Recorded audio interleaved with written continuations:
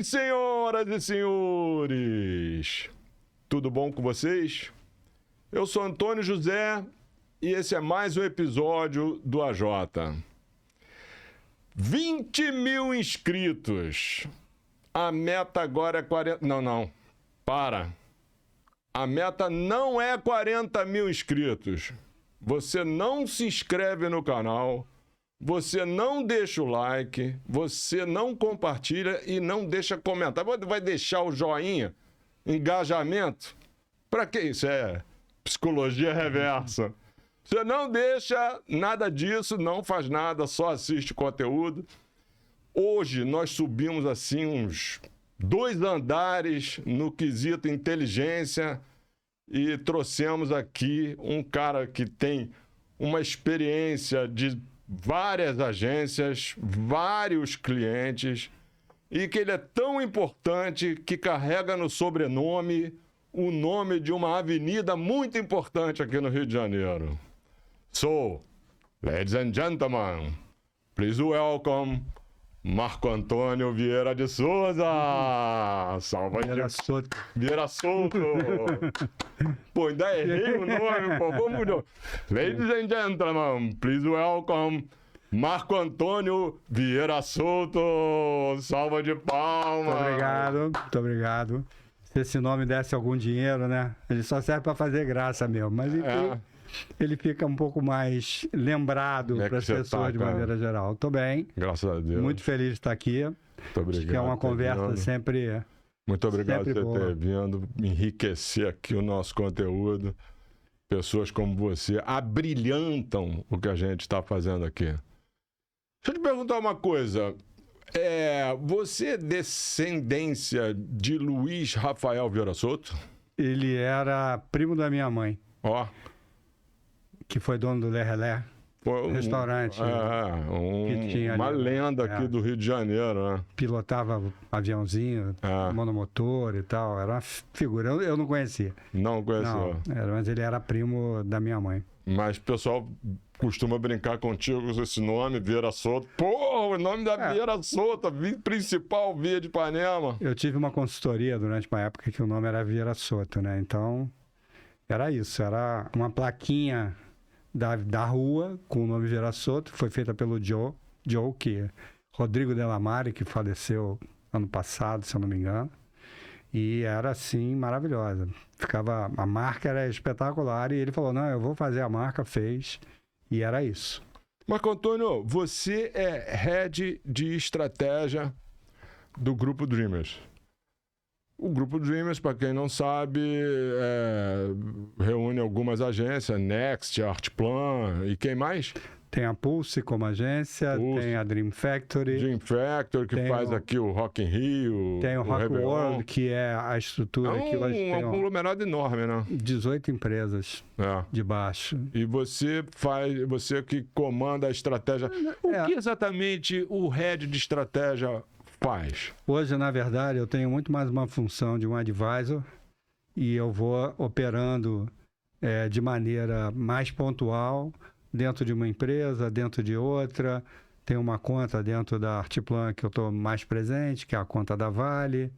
Eventualmente eu ajudo em processos de facilitação estratégica, workshop.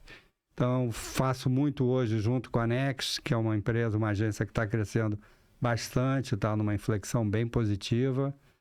E é isso, eu vou entrando aonde é necessário um pouco talvez mais de reflexão e aonde as pessoas acreditam que essa experiência e essa capacidade de perguntar continua valendo a pena. E essa experiência acumulada, né, Marco Antônio? A gente é mais ou menos da mesma geração. E até uma perguntinha que eu ia te fazer. A gente passou por um monte de crise do país, do planeta, algumas situações complicadas. E como a gente é da mesma geração, eu vou te fazer a pergunta nada a ver. Você, na década assim, final de década de 60, década de 70, você era sexo, drogas e rock and roll? Contra a cultura, hippie, aquele cabelão, não? Não. Por motivos Assim, eu sempre fui muito ligado a esporte, né? Então, eu na época, com 17, 18 anos, eu jogava futebol de praia, jogava vôlei de praia. Meu cabelo não era um cabelo Nunca foi cabeludão? que facilitasse Nunca gostou de rock and muito. roll? Cara, você sabe que eu gostei de uma parte do rock and roll, que era o tal do rock and roll progressivo, que era Sim. Nectar, sei lá, Jethro Tull, uma galera mais assim, Emerson Lake Palmer. exatamente. Menos do que um rock mais pesado. E eu sempre gostei muito de música popular brasileira. Então, as pessoas que eu andava lá no Leme, que era onde eu morava, gostavam muito também de música brasileira. Então, a gente tinha... Foi uma época também rica, né? De composições brasileiras. Muito rica, mas não era só em relação à música popular brasileira daquela época. Na verdade, a gente tinha ali, meio que estudava e se interessava por tudo que já tinha acontecido na música popular brasileira. E entender Ismael Silva, enfim, todos aqueles que foram originários ali na formação dessa parte riquíssima da nossa cultura, que é a música popular brasileira, né? E você nascido e criado no Leme? Não, na verdade, quando eu nasci, a minha família morava numa casa em Ipanema, na Prudente de Moraes. Eu morei ali até os 4, 5 anos de idade. Eu tenho uma lembrança idílica, né? Porque não dá para saber, mas era uma casa que tinha 45 metros de fundo, né? Então tinha um quintal, tinha tamarineira, tinha jaqueira, tinha mangueira, tudo isso no quintal de casa, na Prudente Moraes, entre Farm e Teixeira de Melo. Espetacular. O camarada, dono da casa, vendeu a casa, fizeram um prédio com 2 blocos, pra você ter uma ideia da profundidade dele. E aí a gente passou uma temporada na casa da minha avó, que morava ali na Ares Saldanha, em Copacabana, e fomos para esse apartamento no Leme, que era um apartamento da família, que estava alugado. E aí a gente está lá, eu estive lá desde 63 até os meus 25 anos de idade, eu estava naquele apartamento, que era o apartamento dos meus pais. E era uma família com 5 filhos, então a casa sempre cheia. E o quintal da minha casa era praia. Eu fui morar lá, era antes do aterro de Copacabana. Então, aonde começa hoje o estacionamento, mais perto dos prédios, começava a praia. Sim. Então, né, a família se comunicava da janela de casa com as pessoas na praia. E era que é uma delícia, muito né? divertido. Morar, a praia, o quintal. Eu morei aqui com meus filhos pequenos, eu morei aqui na Barra da Tijuca, num prédio em frente à praia, assim, né? Então, o prédio tinha alguns equipamentos lá, piscina, essas coisas e tudo. Mas a minha curtição era a praia, era assim, dar uma corrida na praia. Eu sempre fui do esporte também. Você jogou bola, né? Você falou bola e vôlei. Futebol de praia. Eu fiz vários esportes, mas eu amava a praia, assim, dava uma corrida, voltava, dava uma nadada, voltava, ia bater parede de tênis. Sempre foi assim, essa curtição que eu acho que a beira do mar, ela dá um... A praia tinha isso, né? Eu morava perto ali da Pedra do Leme, então a gente mergulhava para pegar marisco, pescava. Pegava onda, não? Pegava onda de peito e de planonda na época. Quando eu fui começar o surf... Planonda é aquela palmeira... Não, planonda era uma prancha feita de isopor que tinha naquela pré-história, era assim. Com os antigos maias pegavam prancha de isopor. Antigos maias, é bom. E quando eu ia começar a entrar no surf, eles aterraram a praia. E aí o mar em Copacabana, eu não lembro, ficou muito ruim para surfar, por exemplo. E aí eu fui deixando de lado, mas nadava, pescava, corria. A praia tinha essa facilidade. E na época, né, como você tinha pouca atratividade dentro de casa, todo mundo ia pra rua. Né? Não tinha ninguém que ficasse num quarto jogando game e tal. Não existia, a televisão tinha 4 canais, e tanto. Né? Eu assisti o início da Rede Globo lá em 65. Mas e era ali que as pessoas se encontravam, combinavam, tudo acontecia na praia. Era um quintal, e um quintal extremamente democrático, né? E saudável, né? Super. super saudável. Então, você tinha ali todo mundo. As pessoas eram mais desoprimidas, né? Mais tranquilas, mais relaxadas. As relações eram mais descomplicadas. Tem essa conversa muito, né, do agora e do antes, do passado, né? Que o passado era melhor. O passado era o passado, o presente é o presente, você tira o melhor de cada época. Eu sempre cito a Acadêmicos do Salgueiro, né? Que tem um slogan maravilhoso, né? Que é nem melhor nem pior, apenas uma escola diferente. Então, entre passado e o momento atual, para mim a lógica é muito essa, né? Ele é diferente do que era, por motivos diversos, mas não cabe a mim julgar se era melhor ou era pior. Algumas coisas provavelmente eram melhores dentro do meu julgamento, mas que provavelmente se o meu filho tivesse hoje olhando para aquele passado, ele ia achar um tédio chatíssimo e tal, mas... Eu puxei lá essa época da contracultura, do contra o sistema, na época lá do Woodstock, né? Porque uma coisa que me ocorre assim na cabeça, né? Tinham músicas que foram aparecendo ali naquele momento e não tinha internet. Aí eu fico me pensando, imagina se aquilo tivesse internet. Quando você olha, né, porque aconteceu lá na Primavera Árabe, né, e tudo mais, que foi uma explosão via Facebook, principalmente, e as plataformas de conexão, realmente, Paris em 68 teria explodido o mundo inteiro, né? Você teve Paris, você teve Praga, você teve Estados Unidos, teve Rio de Janeiro, teve Brasil de uma maneira geral. 68 foi realmente uma revolução cultural e política no mundo todo. E as pessoas se expressavam pela letra, pela música, folhetinho, pela arte, colado, né? Debate em praça pública, o cara subia no poste, né? A gente tem as fotos aqui, acho que do Zé Dirceu e dos outros que participaram aqui em 68, abraçado no poste, falando para a multidão lá que estava embaixo. Então, comunicação realmente mudou muito, não tem a menor dúvida. A propaganda, você nunca pensou em caminhar para a propaganda nessa época ou já tinha, isso veio na veia, como é que é? Não, essa minha opção por comunicação... Você estudou o FRJ, né? Mas foi assim... Nada a ver com comunicação. Não, sim, tudo a ver. Eu vou chegar lá. É que quando eu estava no ensino médio, eu fui estudar no Colégio Rio de Janeiro, e eu fui fazer um curso como se eu fosse fazer medicina. Tanto que a parte técnica era análises clínicas. Eu aprendi a fazer uma lâmina e tal. Na hora de me inscrever para o vestibular, eu me inscrevi em engenharia, porque eu achava que engenharia era o que ia me dar dinheiro mais rápido e eu queria sair de casa, queria viver sozinho e tal. Fiz engenharia, fiquei 9 meses em engenharia, não aguentei. Larguei, fiz outro vestibular, aí passei para o FRJ de comunicação e a escolha de comunicação foi muito em função das matérias que compunham. Aquelas matérias que hoje você entra numa faculdade de comunicação, as pessoas detestam, era o que eu mais gostava. Era filosofia, sociologia, psicologia, antropologia. Eu falava, isso aqui é interessante. E aí me formei pela UFRJ em comunicação. Isso que ano?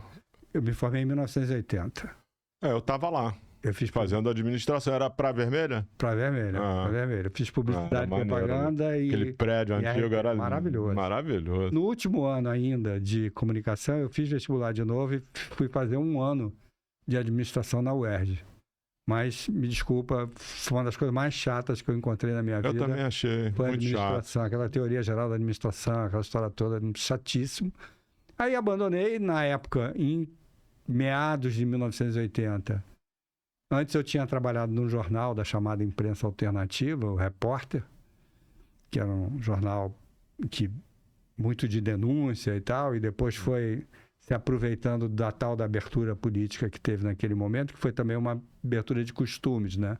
Então, uma série de filmes que tinham sido proibidos começaram a ser vistos, isso 78, 79. E começou a passar também filmes que eram teoricamente mais eróticos e que tinham sido proibidos pela censura também começaram a aparecer, e o jornal ele oscilava entre a denúncia política e essa essa análise dos costumes cariocas, principalmente em relação a sexo e tudo mais. Tinha o baile do Paulistinha, que acontecia. Aí que aparece Glauber Rocha, né? O Glauber era até antes disso, mas... Carlos Manga. Você falou a parte mais... E na verdade, eu comecei em agência em agosto de 1980. Eu fui estagiar na Salles, que depois virou Darcy, que depois virou Publicis, eu acho. Comecei estagiando, obviamente trabalhava o dia inteiro, nem chegava a trabalhar, né? Mas via e aprendia do que qualquer outra coisa, não ganhava nada, porque naquela época o estágio não pagava nada. E no último dia, né, de estágio, saiu o revisor. Aí eu falei, opa, me interessa. E aí fui lá, conversei com, na época, era o diretor de criação que definia isso, que era o Jacoca Jaíba. Fui lá, falei com ele falou, tudo bem, vamos testar. Aí fiquei lá, 3 meses depois, eles montaram dentro da agência uma área de merchandising, especificamente para atender Souza Cruz. Merchandising, material de ponto de venda, basicamente. Conta, né? Conta gigante. A agência tinha, se eu não me engano, Minister, eu não sei se tinha um Continental ainda, mas enfim, tinha algumas marcas Souza Cruz. E aí precisava de um redator. Aí eu, de novo, levantei o braço e falei, me interessa. Aí fui lá, conversei com o Serginho Azevedo, que era o head lá dessa área de merchan, diretor de arte, uma figura maravilhosa. E aí fiquei lá. Fiquei lá mais um ano e pouco. E aí o cara que era meu cliente na Souza Cruz me fez uma oferta para ir para a Souza Cruz. Ofereceu o triplo do que eu ganhava. Falei, bom, acabou minha carreira em agência, deixa eu ir para cliente. Aí botei um terno, uma gravata, porque na época Souza Cruz, terno e gravata. E fui para Souza Cruz trabalhar no marketing, exatamente na área de merchandising. Aí rodei o Brasil inteiro. Mais experiência, não? A gente fez um projeto que era junto com a Calduro Martino, que é um escritório gigante de design, importantíssimo na história do design brasileiro. Fez a Avenida Paulista, era um projeto deles, metrô de São Paulo. Calduro Martino. E eles tinham um contrato já com a Souza Cruz, eles mudaram a marca institucional da Souza Cruz, e aí a gente foi lá conversar com eles como é que podia levar isso para dentro do ponto de venda. E eles tinham uma lógica, assim, muito de que, de fato, o design, ele era muito parte da mensagem. Então, como é que a marca Souza Cruz podia estar mais presente? Desde a cor que teria cada peça, o próprio design dela. A gente fez uma série de peças, por exemplo, especificamente porque eles chamam de varejo noturno. Boates, restaurantes, onde você tem uma iluminação mais precária. Então, a forma tinha que ser visível mesmo de baixa luz. Então, aquilo identificava a Souza Cruz, independente de você conseguir ver ou a marca ou o nome que estava ali. Uhum. Fizemos um outro para o que eles chamavam de fiteiros nas feiras de Recife, Salvador. Era um camarada que vendia café, era uma tendinha que tinha feita de madeira ou de metal, e onde o cara vendia de tudo, inclusive cigarro. E a ideia é que a gente tivesse espaço nesses lugares onde a gente protegesse um pouco mais a marca. Porque esse camarada, quando botava a marca Hollywood lá, ela entrava o tamanho que desse, na cor que ele tivesse disponível. E aí a gente foi conhecendo muito ponto de venda espalhado pelo Brasil inteiro. Fizemos no Rio Grande do Sul, especificamente para os trailers, que também vendiam cigarro. Enfim, eu realmente não vou para o céu, né? Depois de ter trabalhado tanto pelo cigarro. Então... E aí, num determinado momento, eles fizeram um corte de pessoas grandes lá na Souza Cruz. E aí eu fiquei ali na alça de mira, arrumaram um lugar para eu ir em Fortaleza, mas as condições não eram boas, em termos de trabalho e tudo mais. Aí eu disse que não ia, eles me mandaram para a rua. Aí eu voltei para Salles, só que aí eu voltei já na área de atendimento e planejamento. Para trabalhar com Brahma, aí que enfim, começa o grande Marco Antônio. Trabalhando com umas marcas bem bacanas. Fiquei lá mais 2 anos e meio, trabalhei com Americanas lá, por exemplo, trabalhei com Fiat Lux, encaramos lá o plano Bresser, um desses. A gente está falando da década de 70, né? Mas a década de 80, só uma parte aqui. Uhum. Outro dia eu fui dar uma palestra na PUC, uns 2 anos atrás, E a gente sempre acha que o momento que a gente está vivendo é o momento mais difícil, mais crítico, né? Para arrumar emprego, para tudo isso. Eu falei, eu comecei a trabalhar em 1980. Aí eu faço um panorama rápido do que foi a década de 80, a chamada década perdida, né? Da história econômica brasileira. Foram 6 planos econômicos. Sim. Como é que a gente conseguia viver com isso? Não tenho a menor ideia. Não faz a menor ideia, né? Então você tinha a pessoa lá trocando o preço enquanto o brasileiro é danado, né? Porque você falou vários planos, né? Planos econômicos, né? Muda a moeda, muda tudo. Inflação de 80%. Inflação lá em cima, muda a forma toda. E o brasileiro está sempre procurando as formas de se reorganizar dentro disso e achando o caminho, né? Eu lembro do plano Collor, né? Que as pessoas acordaram um belo dia, era uma segunda-feira, acho, que o plano foi publicado num domingo, era uma segunda-feira, todo mundo tem R$50 na conta, um exemplo, né?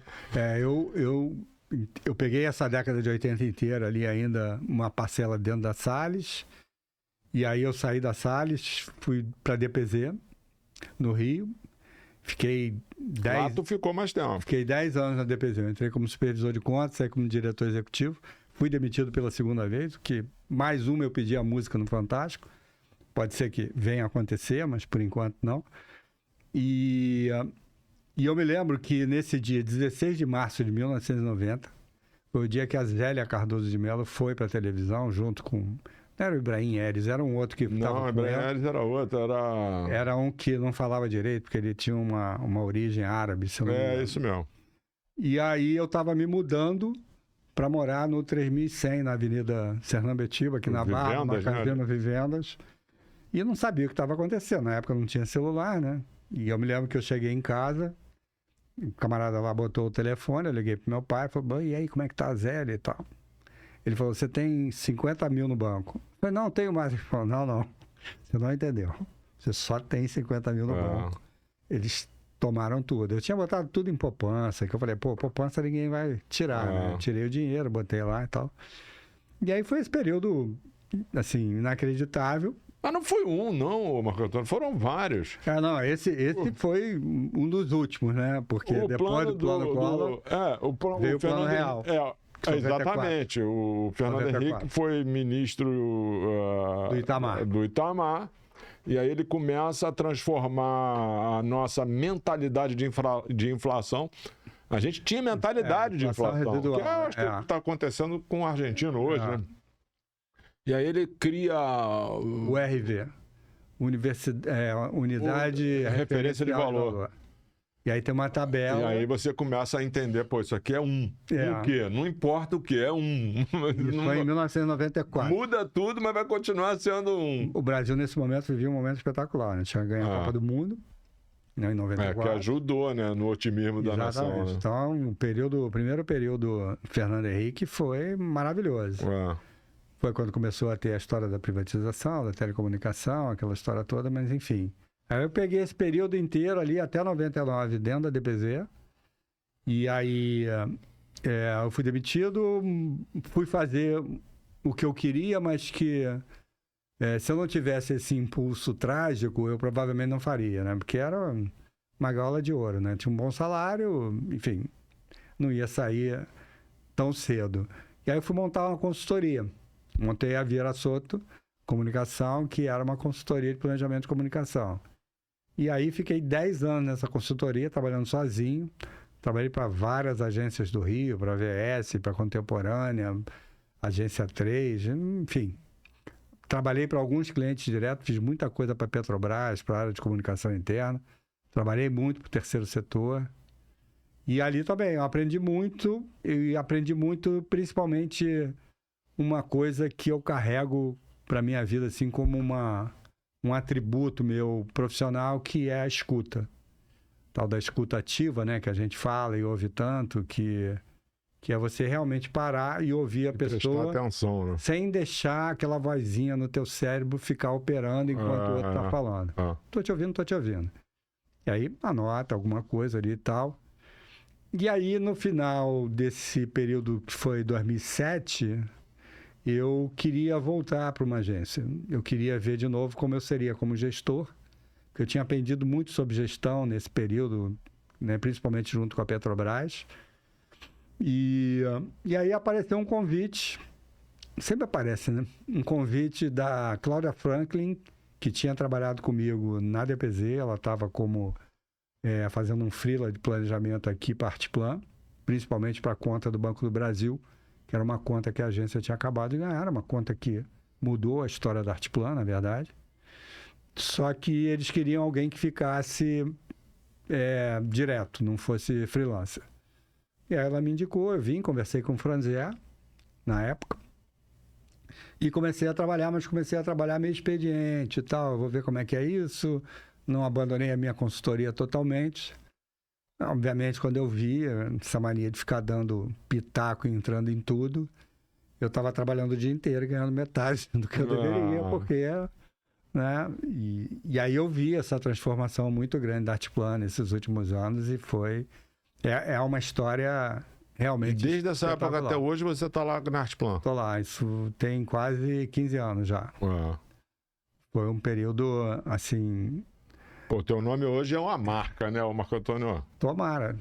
Tomara não, é uma marca. Eu acho que hoje, se alguém...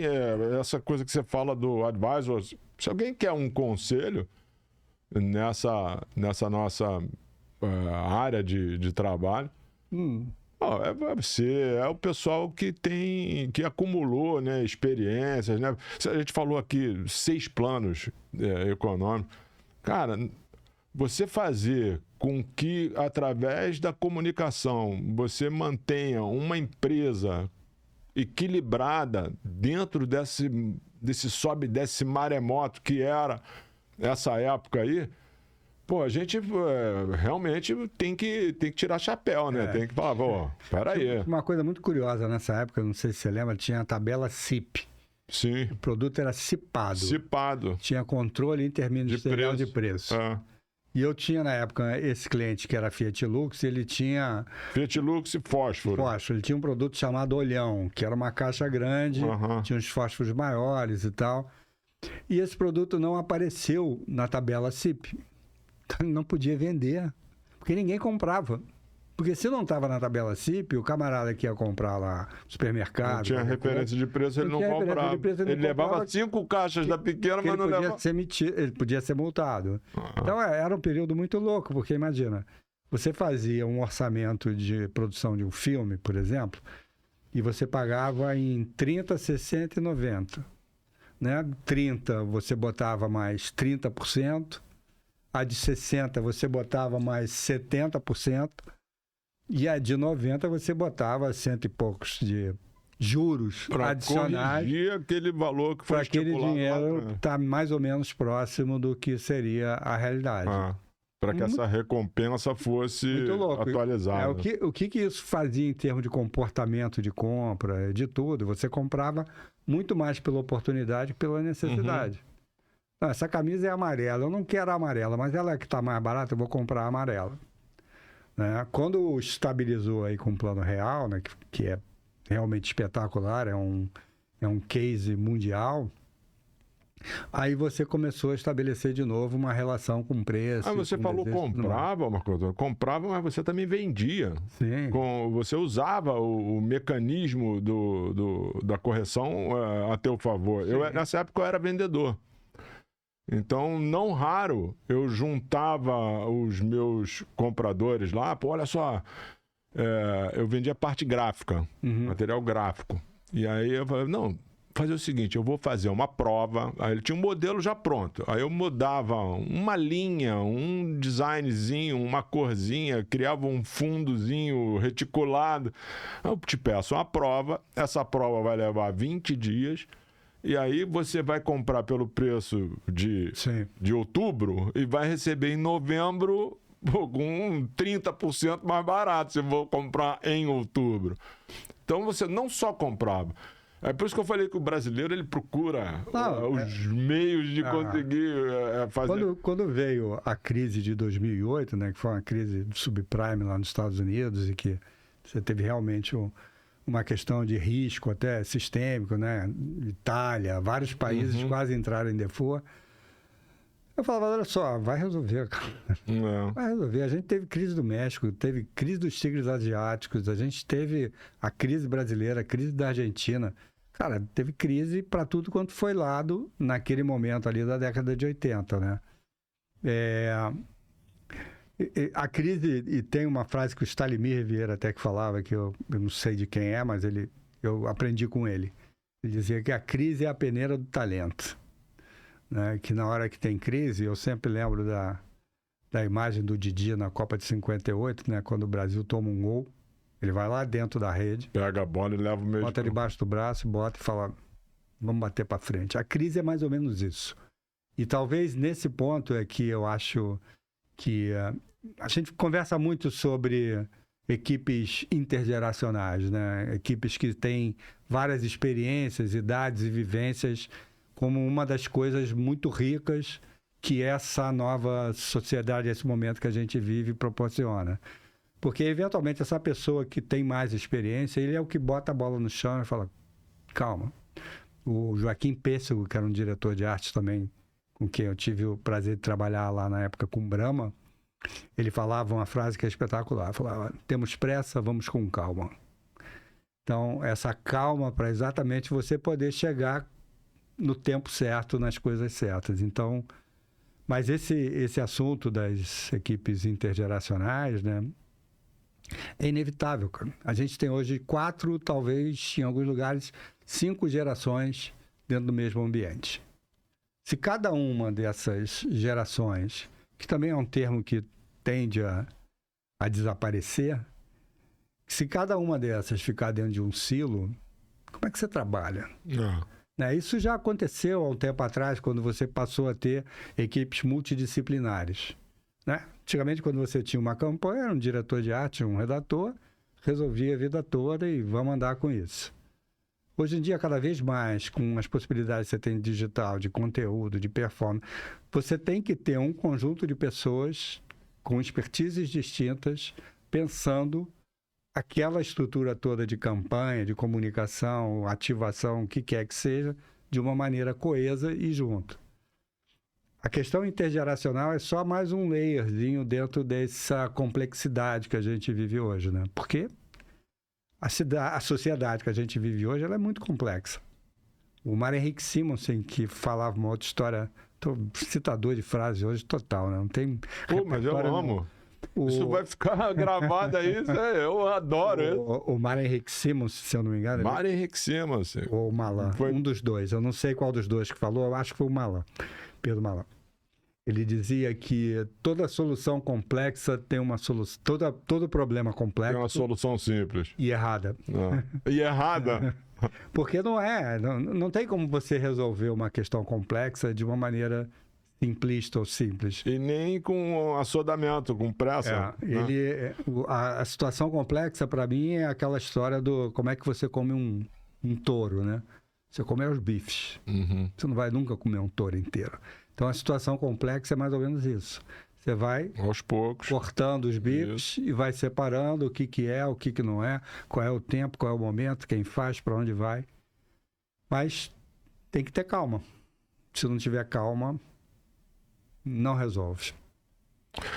E essa calma, eu comecei a vida muito cedo, fui pra rua muito cedo, apanhei pra caramba da vida, muito. Tinha muita ansiedade. Naquela época, nós tínhamos esse negócio de eu quero sair de casa, eu quero montar minha família, eu quero ter as minhas coisas, fazer a minha vida. Hoje em dia, quem tem que sair de casa são os pais. Hoje está um pouco diferente. E assim, aí você vai acumulando informação, acumulando experiências, situações, e aí isso vai te gerando um certo, vamos dizer assim, um certo calo. Né? E que você, quando vê um problema, como você falou, mais complexo, você consegue separar dentro desse problema complexo, né? Você tira um pouco o foco do problema, dá um zoom out para enxergar Visão o macro. cenário como todo, É para achar que às vezes você, por outro caminho que você ficar focado no problema, você não vai enxergar. Isso é experiência, né? E esse lance que você falou da união do mais jovem com o mais antigo e juntar e fazer, você falou 5 gerações, né? Então, é gente de todo tipo de visão, né? Nós tivemos um advento que mudou muito esse cenário, que foi uma transferência, vamos dizer assim, de poder, né? Que é a questão da internet, né? Digital. Primeira geração que os filhos ensinaram os pais. Exatamente onde eu ia chegar. E aí, isso deu. Eu nunca tinha lido, mas é um pensamento meu. O jovem, ele se empoderou de uma forma assim. Eu sei muita coisa, mas na verdade não sabe, porque quando a bola entra no gol, não é o jovem que vai pegar a bola e trazer para o meio de campo. É o cara que tem mais capacidade, somou, né? Empilhou mais conhecimento, que vai falar, bom, peraí. Nós estamos jogando mal? Não, estamos jogando bem. Vamos reorganizar aqui. E tem um outro... Desculpa, acho que eu te interrompi. Não. É que tem tem algumas questões em relação a essa história. Tem uma questão científica que é o jovem, sim, ele tem uma propensão e uma habilidade, digamos assim, muito maior para o novo, para incorporar o novo dentro da história de vida dele. Mas, ao mesmo tempo, tem estudos também que o cérebro da pessoa mais vivida, ele tem uma capacidade de fazer correlações mais desejáveis e mais rápidas também. Correlação. Porque é como se o nosso cérebro fizesse o que a gente chamava antigamente de defrag, né? Que tira tudo que não é tão relevante assim. Então, ele tem atalhos para chegar em possibilidades de soluções que, eventualmente, a pessoa mais jovem não consegue chegar. Então, é bom para todos os lados que haja essa mescla. Então, quando a gente fala desses ambientes, né? Quem é que nos ensinou a falar sobre geração, cara? Até o final da Segunda Guerra Mundial, você não tinha essa prevalência, por exemplo, da potência do jovem. Ele era criança, adulto e idoso. O jovem era uma coisa ali não muito bem definida. No final da Segunda Guerra Mundial, você tinha um volume muito grande de jovens que não tinham tido a idade para ir para a guerra, né? E uma geração que tinha perdido muita gente, que era a geração que foi para a guerra, as duas, né, para cima. Então, a indústria, principalmente a indústria cultural americana, olhou em volta e falou, poxa, que oportunidade, vamos inventar o TIM. Eles inventam o TIM. E aí, o que eles usam como alavanca dessa história toda? O que eles vêm usando há muito tempo. Na época, usa o cinema, que o cinema ia para o mundo todo. E o cinema e a televisão, eles vão carregando, na verdade, a cultura de uma maneira geral, essa lógica do TIM como potente, libertário, revolucionário, que, sabe, sexy. E a gente vai levando essa história, explode fortemente em 68, né, que a gente falou, quando a contracultura, essa coisa revolucionária e libertária vem forte. E a gente carregou até agora, nessa lógica de que o jovem é o que deve prevalecer e que é o que vai ter uma potência maior para levar as coisas adiante. Discutível, no mínimo. E a gente hoje é uma situação que começa a ser exatamente o oposto. Você olha em volta, você começa a ver cada vez pessoas com mais idade, porque o Brasil, por exemplo, é um dos países que envelhece mais rapidamente no mundo. O mundo está mudando essa pirâmide. O mundo está envelhecendo. A idade está mudando.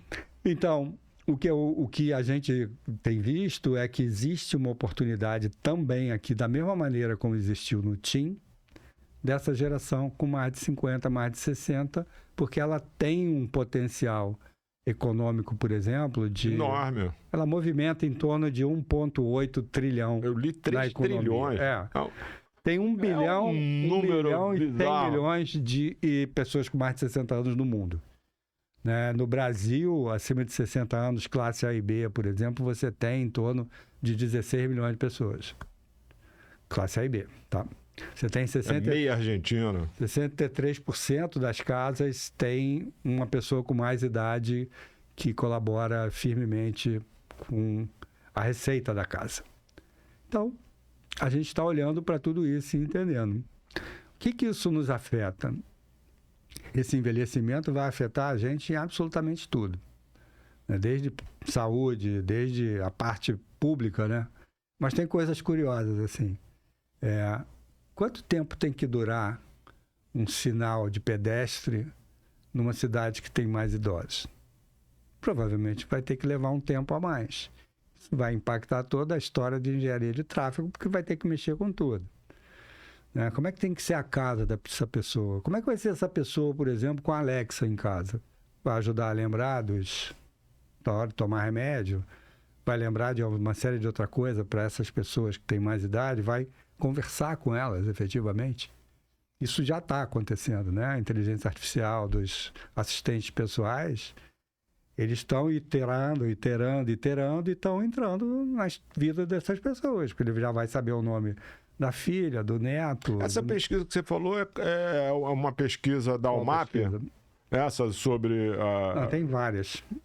Tem várias. Eu li uma coisa... E agora, uma coisa que é importante a gente não tirar do radar é que, pô, tu vê aí, a nossa perspectiva, né? Eu tenho um amigo que fala assim, eu vou viver até 120 anos. Cara, a nossa perspectiva não é mais aquele... 60 anos, sei lá, era o 30, 35 de outro dia. A gente, hoje, bem fisicamente, cabeça arejada. A gente falou aqui sobre bom humor, né, no início aqui, né? A gente, pô, super antenado, super se relacionando com todas as gerações, né? Mudou completamente, isso aí mudou completamente. Você falou relacionar com a Alexa. Pô, a Alexa vai ser a enceradeira. É que a gente acha que, por exemplo, tecnologia não vai fazer parte dessas pessoas, mas a gente vem eu venho desde o Telex como tecnologia. Né? Do Telex eu fui pro fax. Fax era espetacular. Você mandava, chegava do outro lado, aí você ligava. Chegou direitinho aí, dá para entender tudo e tal. Aí do fax vieram, né, os computadores e tal, e a gente vive cada vez mais coisas parecidas. É claro que você tem uma aceleração de tecnologia hoje muito forte que quem não é um heavy user não vai conseguir acompanhar. Isso é verdade. Né? Que deveria. Deveria, mas então eu tenho que continuar testando e fazendo coisas. Eu sempre digo que o que me tira do anacronismo é continuar fazendo perguntas. Eu continuo curioso, continuo fazendo um monte de coisa. Durante a pandemia, eu conto a história que eu fui fazer um curso de programação. Fui entender Python e R, né, que são duas linguagens de programação. Fiz o básico, entendi que eu não quero fazer programação, que é chato pra diabo. Mas eu fui olhar como é que era, qual era a lógica que estava por trás daquilo, entendeu? Porque se um dia eu tivesse que programar, eu sei que não é um bicho de 7 cabeças, que é uma... E como toda linguagem, cheio de regras, cheio de, né, senões. Mas, de uma maneira geral, o que a gente hoje consegue enxergar dentro da nossa área, por exemplo, dentro da parte de out of home, né, que é uma área que, para mim, é a área que mais evoluiu dentro de comunicação nos últimos anos. Né? Você tem hoje, exatamente por conta do digital, você tem quase que uma relação direta com o material que está na rua. Você pode fazer isso, né? Eu posso ter um sensor de presença, ele pode, né, por inteligência artificial, saber quem está passando ali e ter uma mensagem específica para mim. É bom, é ruim, é diferente? É diferente. Ao mesmo tempo, você fala assim, pô, quais são as 5 grandes campanhas de televisão que você lembra nos últimos anos? É mais difícil. É mais difícil, porque está muito mais fragmentado. A minha área, né, a área de planejamento, principalmente a área de planejamento de mídia, tadinho, cara. Porque a pergunta continua sendo a mesma, que era aquela pergunta do cara lá que falava que ele sabia que perdia 50% do investimento dele, né? Que ele fazia em mídia, ele só não sabia em quê. Hoje, a pergunta continua a mesma. Onde eu devo botar o meu investimento para a comunicação e eu consigo ter uma eficácia maior?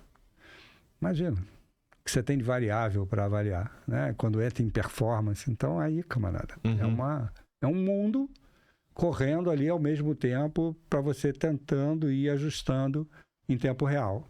E talvez essa seja a grande mudança, eu acho, de comunicação, que é o que a gente apelidou lá de Always Now.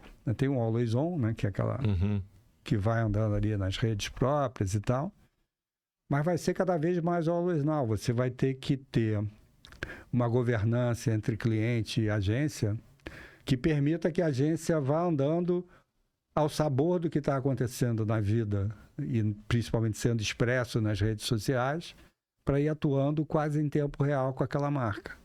Isso vai diretamente desaguar lá até no meu out of home. Vai. Porque eu hoje estou digital, o cara já está programando de uma maneira completamente diferente do que era. Mas, por exemplo, aconteceu uma coisa que você olha lá no Twitter, né, aparece como um assunto do momento. Eu posso aproveitar aquilo para essa marca, para esse momento? A Oreo é uma das marcas que fazia isso muito bem.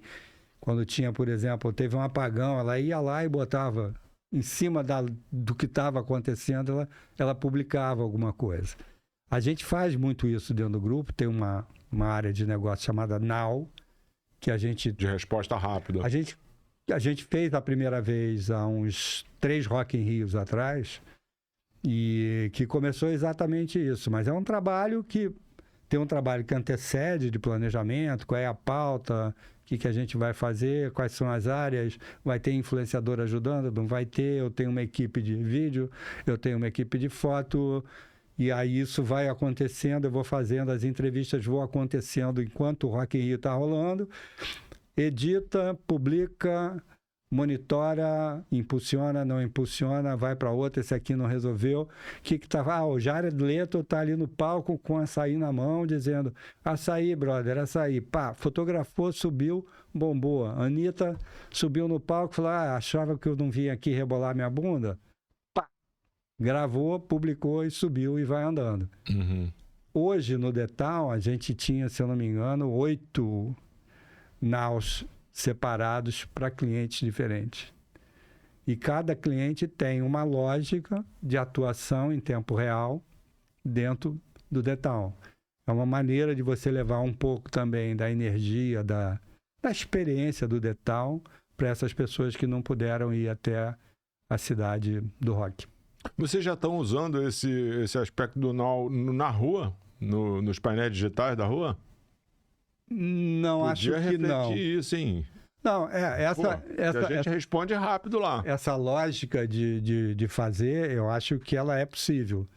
O que vai ter que acontecer é que provavelmente tem que ter um contrato que antecede isso. Você não vai derrubar alguém que está no ar e vai botar o outro que é naquele momento. No digital, você não tem esse problema de espaço.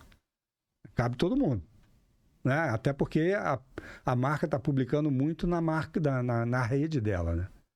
Então não tem esse problema. Então, mas o Detal foi em Interlagos, né? Foi em Interlagos. E aí você já tinha ali uma programação out of home já pronta, já acontecendo com as marcas. As marcas provavelmente que compraram direto, não foi o Detal. Não foi, não. Não. Mas é uma história interessante. Claro. Pode ser pensado. Porque... Você foi no Detal? Não. Foi no último Rock in Rio? Não. Você tem que ir. Eu preciso que você me mande um convite VIP, assim, daquele que para com o carro lá dentro. Pô, como diz.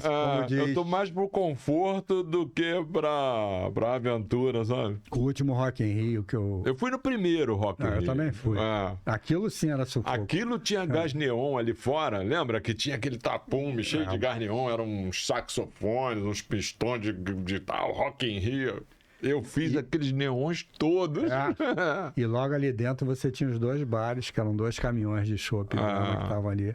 Mas o que é importante, tanto no Rock in Rio, principalmente você que é do Rio de Janeiro, como é possível fazer algo com aquela qualidade em termos de entrega, de experiência e tudo mais. Se você compra, por exemplo, um ônibus, você vai até lá na porta de ônibus, entra, volta, na saída você pega o ônibus e vai embora. A lógica é cada vez mais pensar a experiência de porta a porta. E fazer a melhor experiência para essa pessoa. Vai dar problema eventualmente no banheiro? Vai. Mas a ideia é que não dê. A ideia é que, por exemplo, não tem mais lama, porque agora tem um gramado Eu ia falar artificial. da lama agora. É um gramado, né, sintético. Mas é exatamente para evitar o que aconteceu lá atrás. Osborne cantando assim, com até o joelho de lama. Então, isso é outra coisa também que para mim é um caminho de comunicação e das marcas muito forte, que é a parte de ativação, né? O live marketing, ele vai continuar bombando, né? A gente saiu da pandemia, eu acho que mais ávido. A transformação, me descreve aí essa transformação que aconteceu com o nosso setor de publicidade. Isso mudou, muita velocidade, né? E hoje vocês estão vendo... você tem uma marca aqui com um apetite danado de se comunicar com o público. Você tem aqui vários meios, vários veículos diferentes, com plataformas diferentes, ávidos para comunicar com esse público. E aqui no meio está a Artplan, o grupo Dreamers, que tem que pegar isso, trabalhar, criar plano, estratégia. Cara, a resposta ela é simples, mas a execução não é. A resposta simples é o que captura a tua atenção no teu dia a dia. Continua sendo a mesma coisa. Quando a gente falou aqui que quando a gente era mais novo, né, você tinha 4 canais de televisão. O que capturava a minha atenção era a televisão. Ou o jornal que chegava todo dia de manhã, ou o outdoor que estava no meu caminho para algum lugar, ou o rádio que eu ouvia dentro de casa, ou ouvia fora. Então esses eram os canais onde a minha troca e a informação e o entretenimento chegavam até a mim. Mas desde aquela época já era ou informação ou entretenimento. E que para mim, para quem gosta de informação, por exemplo, informação é entretenimento. Então, é assim. Hoje continua a mesma coisa. Então, se você tem o TikTok, se você tem Instagram, se você tem qualquer rede na tua frente, ou quais são os aplicativos que você vê? O que você vê? O que faz você parar quando você está dando um scroll ali e prestar atenção? Muito provavelmente é alguma coisa que tem a ver com algo, obviamente, que te interessa por motivos variados, mas eu acho que tem muito a ver com entretenimento, mas tem muito a ver com desejo, cara. O que mexe com o teu desejo? Então continua sendo a mesma coisa, tá? Porque a gente diz, né? A gente diz não, né? A psicologia diz que o homem é um animal desejante. E é sempre em função do desejo que a gente anda. Quando eu estou vendo o TikTok, e eu conto sempre essa história, que hoje eu fico mais tempo no TikTok que na frente de uma televisão. E por quê? Porque o TikTok me permitiu ir programando ali o algoritmo dele para coisas que eu gosto. Então tem muita coisa sobre cinema, tem Scorsese discutindo cinema com Robert De Niro e mais não sei quem numa mesa. Tem um filme bom deles, 2 inclusive. Agora, em que lugar hoje na TV fechada eu encontro isso à minha disposição naquela hora que eu estou vendo? Né? É uma lógica diferente. Mas aquilo ali para mim é o quê? É uma maneira de eu ser recompensado por um dia de trabalho, por uma tarefa árdua. Eu paro ali um momento e fico vendo o TikTok como uma recompensa, ou Instagram, enfim, qualquer outra coisa. Então, o que essa marca deve entender é que essa jornada tua, por diversos pontos de contato, ela ficou muito fragmentada. E aí você fala, pô, mas eu não vi nada disso, provavelmente porque ele conseguiu direcionar para quem era o público mais exato e talvez o público-alvo não fosse você. Né? Então, eu não vou ver provavelmente mais nada na minha vida sobre Fanta. Por quê? Porque eu estou fora do que é o público-alvo de Fanta. Dando um exemplo aqui, completamente aleatório. Mas eu recebo um monte de coisa. E se eu tiver clicado numa plataforma, no marketplace, obviamente o remarketing vai me pegar ali durante uns 3 ou 4 dias, ou mais, com certeza. me oferecendo aquela mesma história que eu provavelmente já comprei. Então, o que essa marca tem que fazer? Ela tem que estudar profundamente isso, né? Antigamente, quando a gente fazia um pouco essa jornada de uma maneira mais...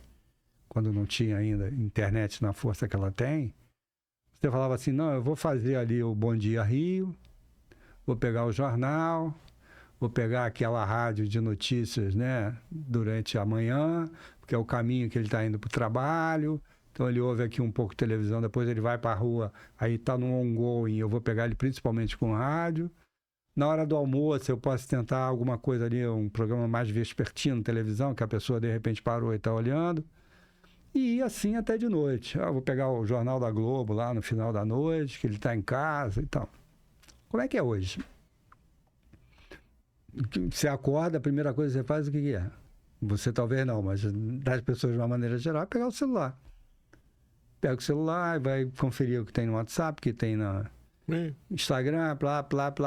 Então o teu contato mora ali. Eu ainda vou lá, vejo o Bom Dia Rio, vejo alguma coisa ali de notícias. Mas depois, o que me acompanha o tempo todo é o celular. Então, qualquer marca tem que pensar tal do mobile first. Não tem como eu imaginar que essa pessoa, eu vou alcançá-la se não for via celular. Considerando que esse está ongoing, poderíamos dizer que mobile first e out of home em segundo lugar? É uma combinação interessante. O que acontece é que talvez no out of home eu saio da minha casa para o meu ambiente de trabalho. E aí eu permaneço ali cerca de 6, 7, 8 horas. Ainda tem essa cara que fica 6, 7, 8 horas lá? Tem, né? Tem. Aqui a gente tá híbrido, tem alguns dias da semana que a agência fica bem cheia. Mas o que acontece? Durante esse período que eu estou indo da minha casa até algum outro lugar, o out of home vai me impactar com certeza absoluta. Quando eu chego no escritório, nem tanto. Eu tenho mais o mobile e toda a parte de internet que eu vou ter acesso via computador, via a maneira que for. Quando eu volto, eu tenho o mesmo processo. É mais, assim, episódico durante o dia e o mobile é full time. Né? Agora, posso fazer uma combinação virtuosa de um com o outro? Posso. Mas mesmo o rádio, ele também funciona da maneira como você opera. Né? Talvez as mídias que mais sofreram, obviamente, né, é jornal e revista, né? Que ou você tem uma versão digital, como a Exame, por exemplo, foi para o digital e todo mundo foi tem ali uma história forte, ou então você não tem nada. Eu quero trazer aqui o Markson lá da Rádio Positividade. Por que tem a ver Rádio Positividade? Bom, a rádio e o Out of Home tem tudo a ver, uma sinergia total, né? Assim como o mobile. Hoje a gente está usando a plataforma das companhias mobile para direcionar a nossa programática no painel digital, né? E quando você falou que a gente, eu estou falando eu estou me incluindo dentro desse universo do Out of Home, né? Que é a nossa praia aqui, o nosso canal, inclusive, tem uma pegada de OH, né? Nós estamos, assim, realmente evoluindo de uma forma, eu não sei, evoluindo tecnicamente, né? Digo eu. Talvez numa mesma velocidade que está acontecendo no online, com novas plataformas, novas... Uma coisa que a gente sempre vê e cada vez continua ainda muito forte, né, que é o modelo de atribuição que junta on e off, né? Uhum. Então, da onde veio de fato esse meu cliente, aonde que ele foi impactado e quem gerou o benefício, que teoricamente é onde eu vou eventualmente investir mais. Então, que nem sempre você consegue encontrar essa resposta, né? Cada vez mais você tem tecnologia que está permitindo. O Out of Home, por exemplo, eu consigo eventualmente ter agora, eu sei que ele passou por aquele lugar. Sim. Então, teoricamente, ele pode ter sido impactado por aquilo. Sim. Mas era a mesma coisa quando você tinha televisão, que teoricamente foi exposto, mas não necessariamente ele foi impactado. O inverso também, ele pode ter passado por uma peça outdoor e tinha um QR Code lá, ele conectou e aí não fez nada. O last click não seria não o seria. Out of Home. Exatamente. Então, acho que cada vez, essa é outra área que está evoluindo cada vez mais. A gente tem uma plataforma hoje dentro do grupo chamado ROX que consegue lá dentro do grupo Dreamers. Consegue juntar tudo isso para você legal. Fazer o tal do Modeling Marketing Mix, Media Mix, bem apurado, bem entregando, na verdade, qual é a contribuição de cada um dos meios que estão dentro daquela programação. E você tem um panorama para traçar, assim, de eficiência dos meios? Que assim, pô, elogia eu. Não, depende da finalidade, né? Quando você tinha outdoor lá atrás, eu me lembro que tinha um estudo da LPM Burke, né, que dizia que o outdoor ele tinha uma saturação de 90% em 2 semanas. Tanto que era o ciclo do outdoor, era 2 semanas, não era à toa. Os caras testaram nos Estados Unidos a exaustão, trouxeram para cá e falaram, 2 semanas, depois de 2 semanas pode tirar, porque ele já saturou, ele já chegou no limite de exposição que tinha que ter. Mas era uma peça fixa, né? Hoje ela muda. Qual é o estudo que me diz qual é a exposição? Qual é a frequência que eu tenho que ter dentro do out of home para ter aquela mensagem? Aquela saturação aconteça.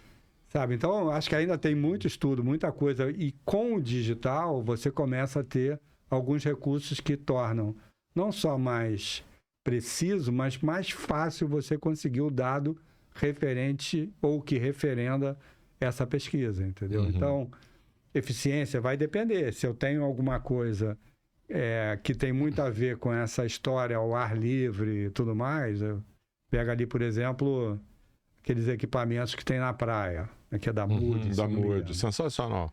Cara, se eu tô ali passando dentro daquele universo... Marquinhos Moraes. Fala pra ele aqui, você. Fala aqui, nessa câmera aqui. Marquinhos Moraes, você tem que vir aqui. Marquinhos Moraes, você tem que vir aqui. Aí... Sensacional a ideia dele.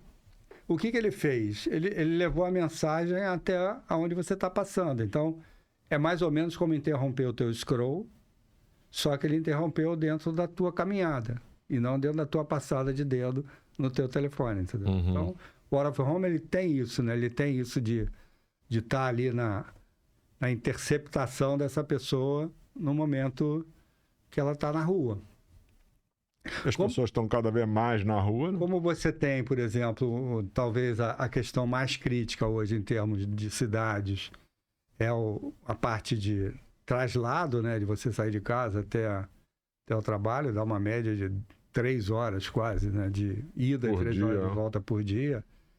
Então, e aí você tem tanto esse impacto, né, da mídia fora de casa, quanto de novo o celular, cara. Entra dentro do metrô, cara. Vai ter umas 3 pessoas que não estão com o olho cravado no celular. Então, tem uma foto, que é uma foto histórica, de um ferry boat chegando em Manhattan. E aí só tem homem, estão todos de chapéu, todos com jornal. Isso é o início do século. Né? Acabou, absolutamente tudo isso, nada faz sentido, porque é exatamente uma coisa que não adianta você ir contra essa cultura, entendeu? E talvez ir contra a cultura seja das coisas mais difíceis, né? A gente falou do idadismo, né? Que é esse preconceito.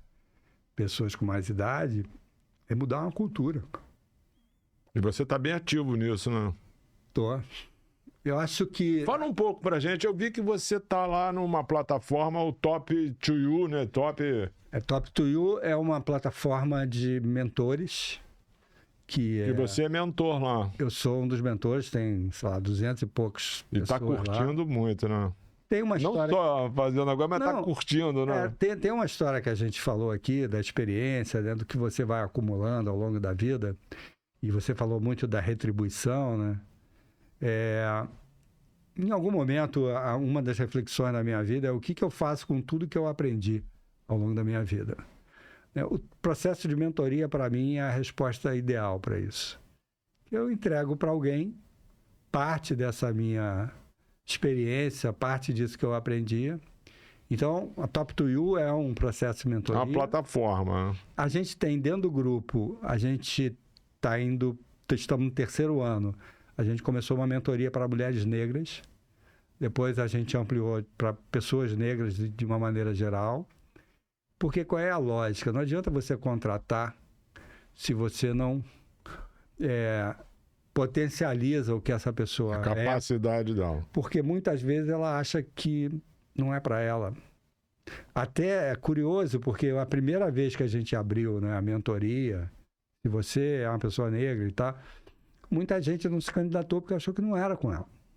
Né? Essa cultura tão arraigada da exclusão, né, do processo racista, estrutural do país, as pessoas não iam. Então, essa é outra mentoria que é espetacular. A gente tem visto histórias maravilhosas, realmente. Resultados bacanas. Maravilhosos.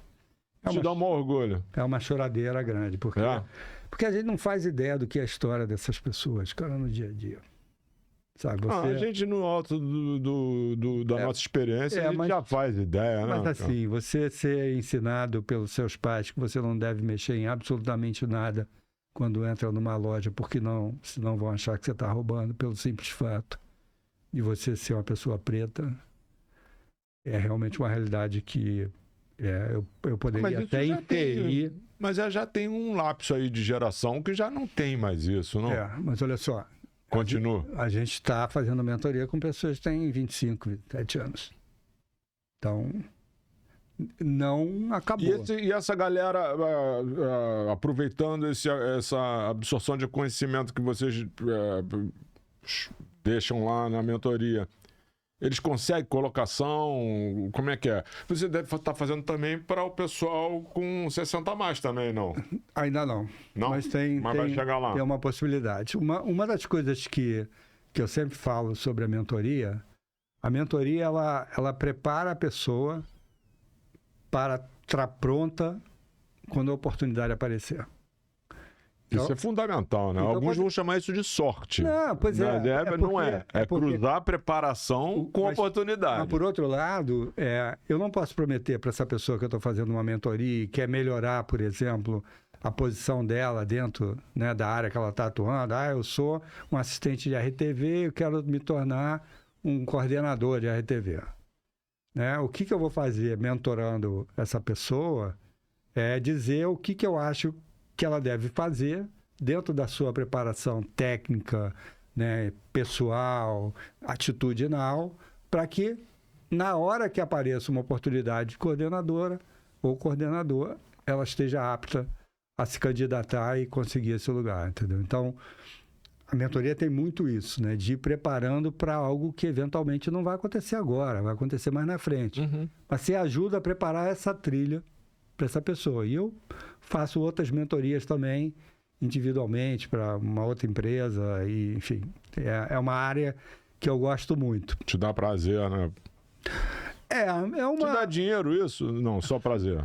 Não, por enquanto não. Só prazer, né? Mas... E que é rico pra caramba, né? Você ter satisfação de estar entregando alguma coisa pro universo, aquilo tudo que o universo te deu, né? A gente fala muito de propósito, né? Então, acho que quando você tem um propósito como esse, outro dia eu estava conversando sobre isso, que é uma tentativa de, sempre que possível, ajudar o outro. Então, se você chegar para mim aqui e contar um problema que você tem, eu vou, no momento seguinte, começar a imaginar que tipo de ajuda ou solução eu posso trazer para esse teu problema. Isso é uma coisa inata em mim. Do publicitário também, né? Em mim, o publicitário tem que pensar assim, né? Então, a mentoria ajuda muito isso. Na questão da idade, é um pouco mais complicado, né? Porque você tem tanto essa pessoa mais nova que olha para a pessoa mais velha e fala, pô, cara, vai para casa, vai se aposentar, como aquelas meninas falaram daquela mulher que se matriculou num curso de psicologia, se não me engano, numa faculdade do interior de São Paulo.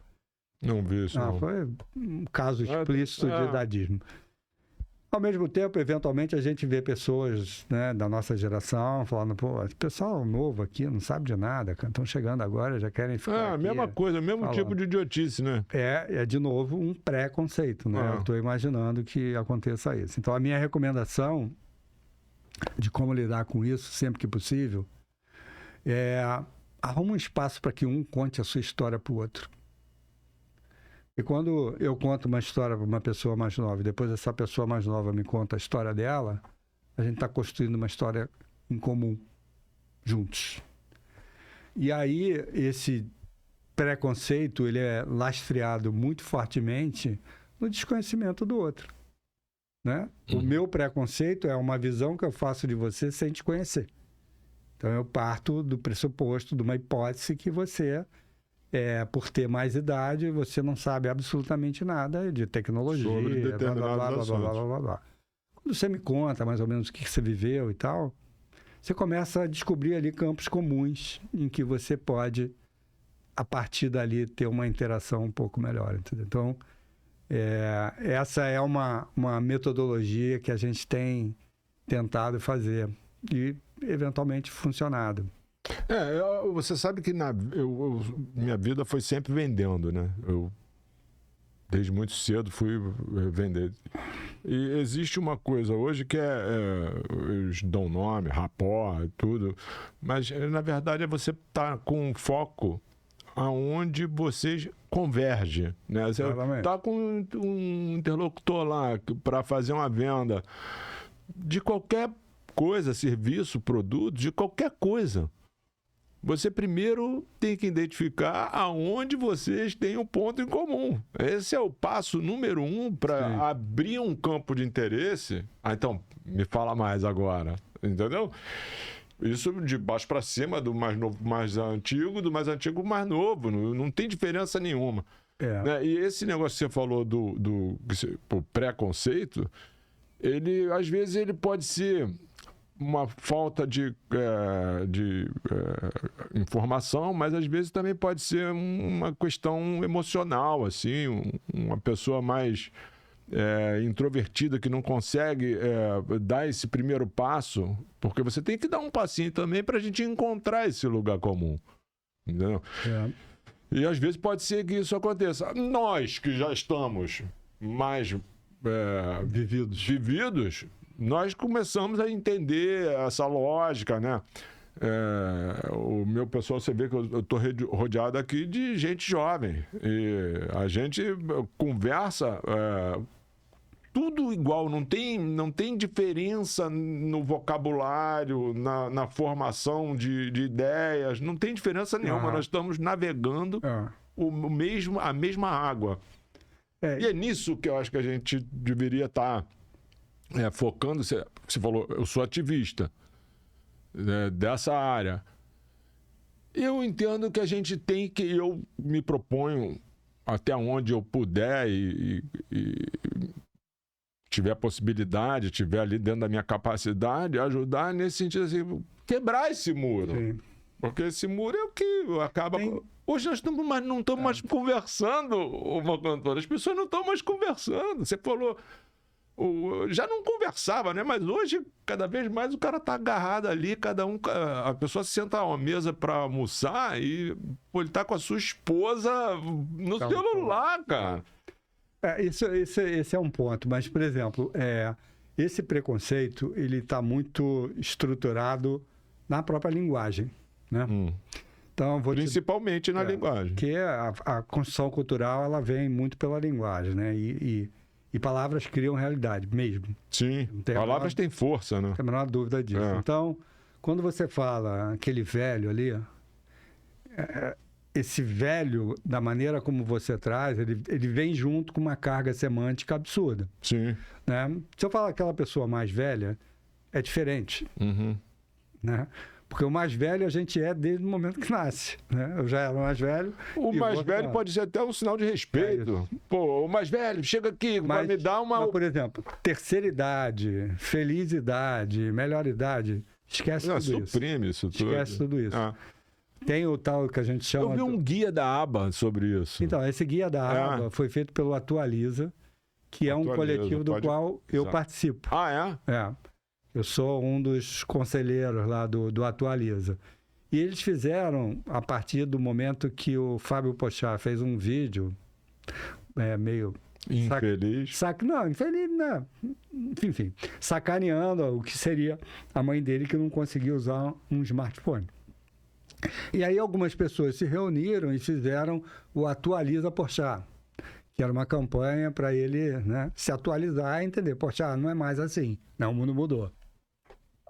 E aí eles fizeram como peça, né, de referência esse guia, que é exatamente deixar de lado o diminutivo, aquele diminutivo que parece que é carinhoso, mas vou dar uma picadinha, vai doer um pouquinho, vovozinho senta ali e tal, sabe? Vovozinho, vovozinha, tiozinho, tiozão, esquece.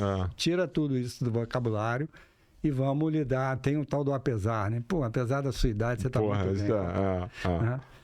Enfim, a alma jovem, né? Tem uma alma jovem. Não, cara, quando você fala que tem uma alma jovem, é porque o jovem vira o qualificativo positivo. Eu tenho uma alma de 65 anos, cara. Essa alma, ela é do jeito que ela é, mas ela tem 65 anos. Mas o Atualiza hoje, ele tem isso. A gente continua produzindo conteúdo, principalmente LinkedIn e tal. A gente, eventualmente, é chamado para fazer palestras de sensibilização ou até de qualificação de pessoas dentro de empresas para esse tema. Porque... Me atualiza quando você tiver essas coisas lá. Porque é curioso, né, cara? É um tema que faz parte do nosso cotidiano. Gostou do Atualiza? E a gente não tem essa noção, cara. Toda vez que eu vou palestrando, assim e tal, eu fiz uma palestra para os Amigos do Mercado, que é um grupo que tem... Eu vi. E foi muito engraçado, porque quando começou, óbvio, né? Tava aquele zum, todos os amigos se encontrando, bebendo. Foi no restaurante canal, ali do Rominho, né? Isso. Todo mundo, aquele zum, aí de repente foi diminuindo. As pessoas foram... prestando atenção. A ficha foi caindo, porque eu estava falando, não estou falando das pessoas com mais de 60, eu estou falando de você, que se tudo der certo vai chegar lá, né? O que você tem que começar a prestar atenção. Você está com 40 anos, você está na alça de mira da barra do mercado que diz que acima de 40 anos não contrata. Né? Então, o que você vai fazer em relação a isso? Começa a fazer desde agora.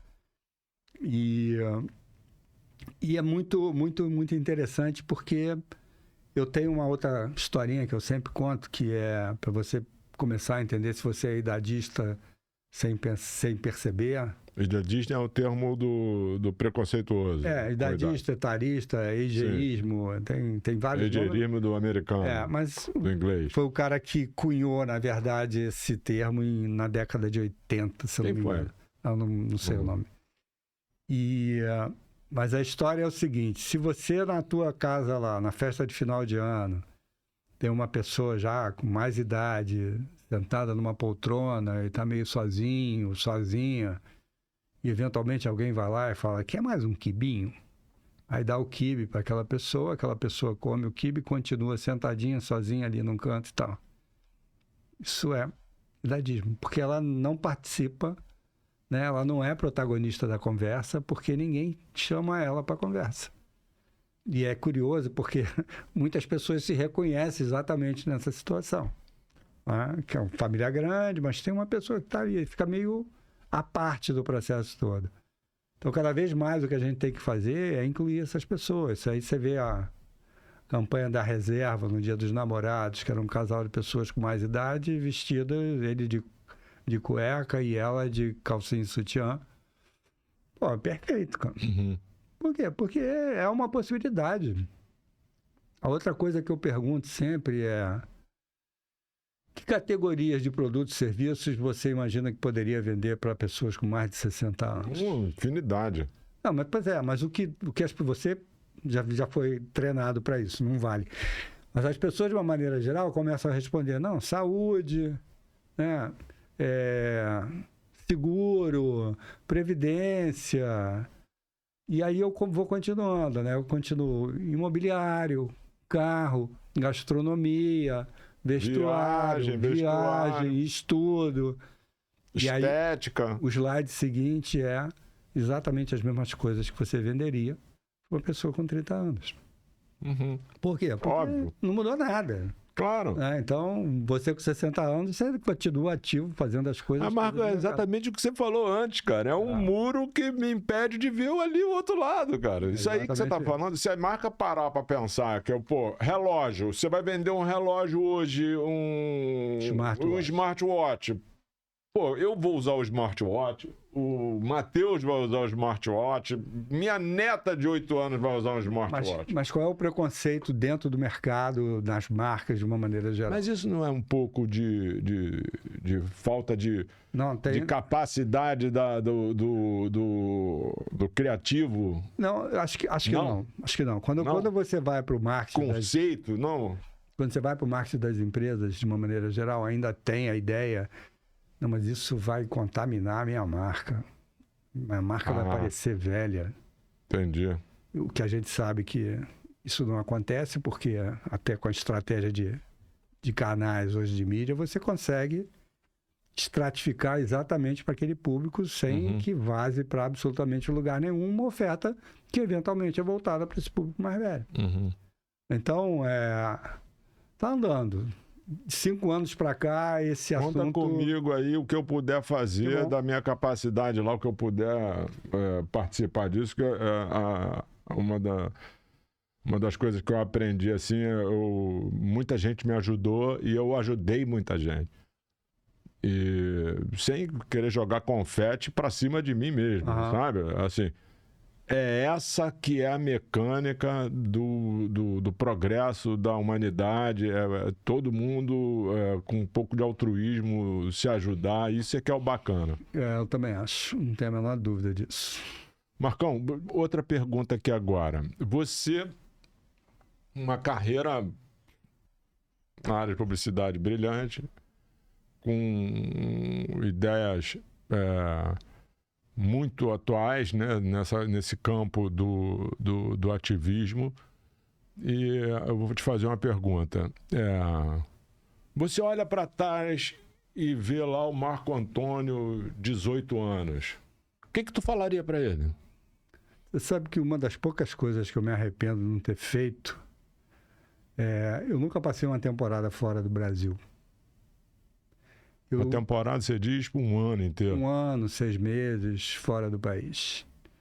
Eu acho isso uma experiência extremamente enriquecedora. Então, eu talvez hoje, para esse Marco Antônio, falar, cara, sai, vai viajar, vai passar um tempo. Aproveita que tá... Vai estudar, vai fazer qualquer coisa, mas fica um tempo fora do país e isso vai te dar uma visão muito boa da história. Porque, de resto... eu fui me adaptando ao que foi acontecendo, né? Como eu te falei, eu fui mudando, virei cliente numa época que eu não imaginava. Eu queria ser redator, cara. Redator. Você escreve bem? Eu continuo escrevendo. Se eu escrevo bem é uma questão de opinião e crítica. Eu continuo escrevendo muito no LinkedIn, né? LinkedIn é o meu lugar ali preferido de publicando. Eu falo muito sobre liderança, falo sobre marca, falo sobre... o tal do ativismo em relação à idade, enfim, falo para essas pessoas que estão se formando, né, gestores e tudo mais, e coisas que talvez até pelo privilégio da experiência eu possa falar, né, por exemplo, que outro dia eu publiquei um negócio que falava que desistir é um ato de coragem. Sim. E aí tinha o texto que, enfim... explicava essa minha tese, porque eventualmente desistir vem carregado de uma ideia muito negativa, né? Só que em alguns momentos é bom desistir. Sim. Desistir vai te abrir um espaço para você poder fazer outras coisas que eventualmente você está empurrando ali e não vai chegar a lugar nenhum. Então, tem sempre um pouco dessa reflexão sobre o que eu vi ao longo da minha vida e... Lá no LinkedIn, qual é o teu @Marco Antônio Vieira Soto? É o mesmo do Instagram. Só que lá não tem o arroba, né? Lá é o Marco Antônio Vieira Soto. E no Instagram, @Marco Antônio Vieira Soto. Instagram eu quase não publico. Quase não publica? Pô, publica lá no Instagram, cara. Pô, qual é? Pô, tu fala, Marco Antônio Vieira Soto é uma marca, cara. Você estaria lá com milhares de... Instagram é muito visual, né? Muito vídeo, muito imagem. Não, mas tá muito escrito também hoje. É que a minha Inclusive, história... tem uma pesquisa que eu li há pouco tempo que diz que a maior retenção do visual no Instagram é o que vem recheado de escrita, né? A minha expressão sempre foi muito texto, né? Eu gosto. Você escreveu uma coisa aqui que vai tudo... Cara, tudo que a gente conversou aqui que aprendendo a aprender, né? Que é uma coisa infindável, né? Sem fim. Você está sempre aprendendo e está sempre aprendendo a aprender e continua o conhecimento, não ocupa espaço. Não, assim, eu não consigo imaginar nenhum profissional que não tenha essa lógica do aprendizado continuado, tal do lifelong learning ou qualquer nome que queiram chamar. Tem até o nome bonito lá, que é andragogia, se eu não me engano, que é como é que você ensina para pessoas que não são jovens, né? Porque esse adulto, para aprender, ele tem que ter uma ligação com aquilo que vai ser entregue a ele muito clara. E a história aqui, uma coisa é conhecimento, a outra é aprendizado. O aprendizado está muito associado a você conseguir levar aquele conhecimento para a prática. Então, eventualmente, você é um profissional de uma corporação, de uma empresa, você faz alguns cursos e, efetivamente, você não consegue levar aquilo para a prática. Vai desaparecer da tua cabeça em 2 tempos. Aquilo que você consegue levar para a prática, preferencialmente de imediato, cara, tem uma coesão muito grande entre o conhecimento e o aprendizado. E eu acho que esse aprender a aprender é isso. Mas eu, por outro lado, eu tenho essa captura de conhecimento pelo meu prazer, né? Então eu leio sobre tudo que você possa imaginar, eu estou lendo aí. Meu Kindle lá me ajuda nesse momento. Você é leitor de livros? Eu lê bastante? Abandonei totalmente o livro físico. Não tenho. Mesmo? Eu também, cara. Saudade do cheiro, tal, que as pessoas falam, eu quero o cheiro, o tato. Eu não quero nada disso, cara. Eu quero o Kindle. Que é o conteúdo, né? Carrego 6, 7 livros sem problema nenhum. Eu leio 2, 3 livros ao mesmo tempo. Por semana, tu lê isso aí? 2, 3 livros por semana? Não. Um mêsinho, ao mesmo 2, 3 livros. Depende, né, da disponibilidade, mas eu tento ler com frequência. Tem uma brincadeira, né, que é 1 página por dia.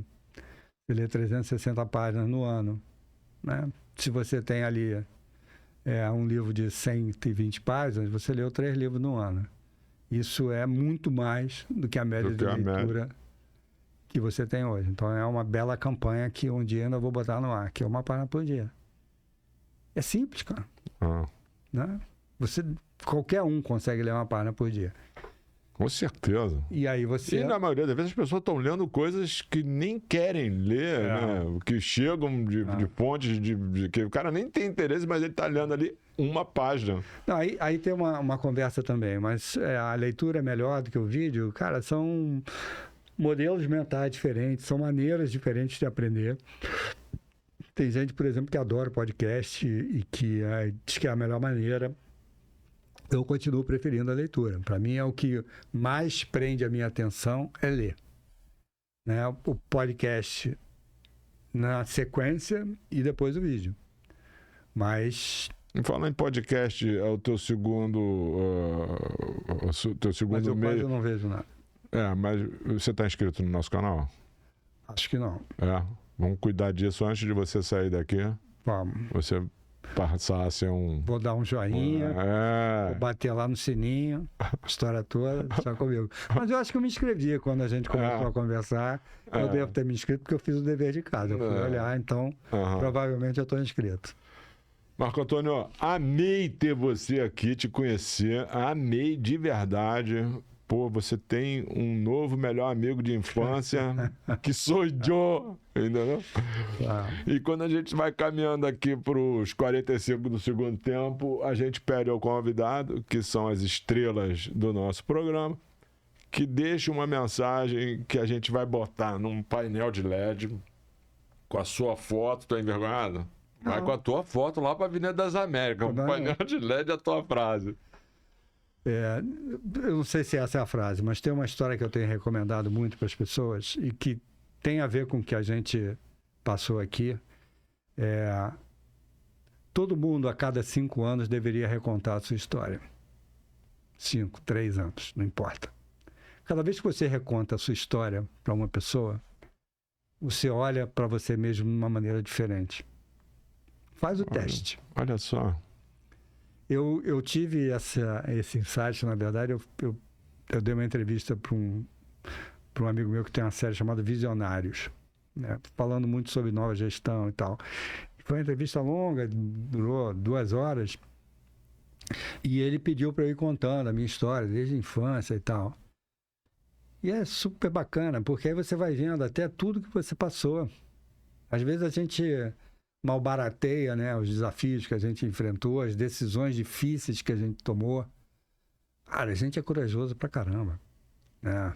Pega a tua história, não tem a menor dúvida que você vai ver como você é corajoso. Aí de vez em quando você olha assim pra você e fala, pô, acho que eu tô ficando meio sem coragem de fazer as coisas. Não, cara, você já fez um monte de coisa corajosa, já tomou um monte de decisão crítica na sua vida. Já teve conversas dificílimas.